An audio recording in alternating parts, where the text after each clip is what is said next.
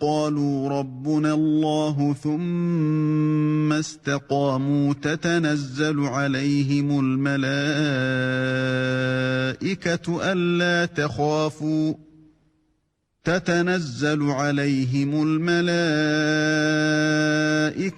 ألا تخافوا ولا تحزنوا وأبشروا بالجنة التي كنتم توعدون. Tigine ben wiibe joomi amen ko Allah refti be pocci malaikaji ma jippo he mumen oto kule oto cunode te beltorode nambu ngun ngu podanano ɗon. نحن أولياؤكم في الحياة الدنيا وفي الآخرة ولكم فيها ما تشتهي أنفسكم ولكم فيها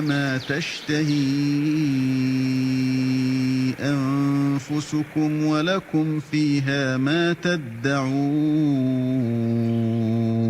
minen goni yillitiɓe mon he gurdam aduna eto wattande ina wodani on nder hen ko ina weltina pittali mon te ina wodani on kadi nder toon kala ko oɗon namno. نزلا من غفور رحيم.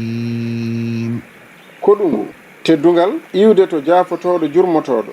ومن أحسن قولا ممن دعا إلى الله وعمل صالحا وقال إنني من المسلمين.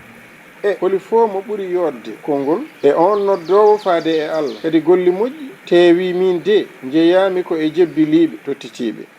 ولا تستوي الحسنة ولا السيئة ادفع بالتي هي أحسن فإذا الذي بينك وبينه عداوة كأنه ولي حميم.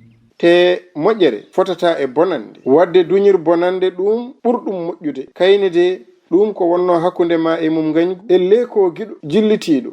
وما يلقاها إلا الذين صبروا وما يلقاها إلا ذو حظ عظيم.